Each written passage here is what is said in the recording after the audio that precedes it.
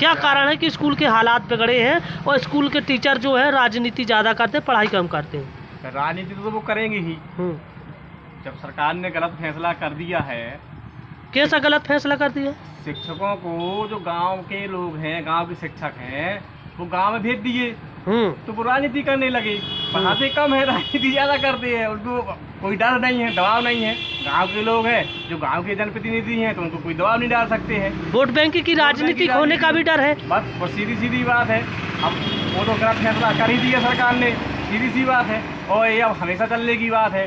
अब vote bank में चाहे कोई भी राजनीति हो, चाहे बीजेपी सरकार आए, चाहे कांग्रेस सरकार आए, वो अब इसको अलग कर ही नहीं सकती, इसलिए कि उनको डर रहेगा कि वोट न कट जाए। और इसलिए भैया वो तो शिक्षा बहुत गड़बड़ है एकदम। आपके अनुसार शिक्षा में कैसे सुधार लाया जा सकता है? शिक्षा में सुधार लाया जा सकता है कि वो टाइमली स्कूल जाएं और टाइमली पढ़ाएं, अच्छे से बच्चों को शिक्षा दें। और हम तो ये जानते हैं कि जब भी स्कूल जाएं तो बच्चे पता ही नहीं है शिक्षक हैं कहाँ और बच्चे हैं कहाँ, और ना जाने वो क्या करते रहते हैं, वीडियो गेम फलाना, पता ही नहीं है मोबाइल में वो क्या क्या करते हैं। हमारे पास कई ऐसे 1-2 वीडियो भी हैं जी, जो स्कूल के हैं और उनमें कभी ध्यान नहीं दिया गया। हाँ, बहुत गंभीर वीडियो हैं और उससे अपने आप चल जाएगा पता कि स्कूल के शिक्षा का स्तर क्या है और कैसे पढ़ाते हैं वहाँ के शिक्षक क्या है। वो तो सब उसमें है और उसमें कोई ध्यान देने वाला है ही नहीं है, सब लापरवाही है।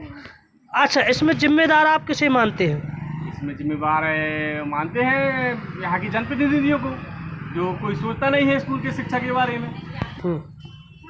क्या है इसमें अभिभावकों की, माता पिता से बच्चों की माता पिताओं की भी गलती है।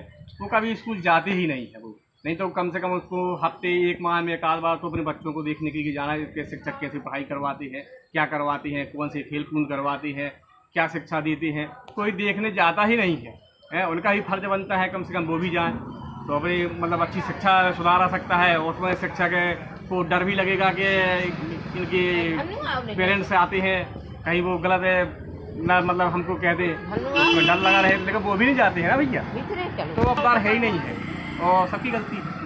और जब एग्जाम आते हैं तो सभी नेता एक दूसरे को नकल कराने के लिए तत्पर रहते हैं। क्या करें, जब पढ़ाई होती ही नहीं है, पढ़ती नहीं बच्चे तो नकल तो करेंगे ही भैया, क्या करेंगे। एक बात और है, जो शासन ने गांव के रहने वाले शिक्षक हैं यहीं के, जो गांव में ही पदस्थ कर दिए हैं, उनसे भी शिक्षा में बुरा असर पड़ा है। यहाँ वो किसी की सुनती नहीं है, किसी का दबाव नहीं है।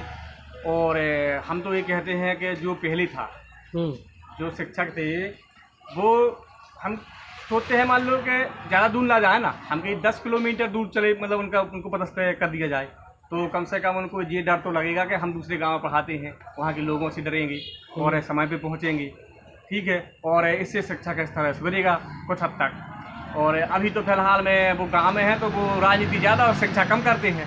तो हम तो शासन से भैया लोग यही करेंगे कि वो मतलब शिक्षकों को कम से कम 10-15 किलोमीटर दूर स्कूलों में भर्ती करें और ताकि वो राजनीति न करके पढ़ाई पे ध्यान दें। बस ताकि वो राजनीति न करके पढ़ाई में ध्यान दें और बच्चों का भविष्य सुधारें।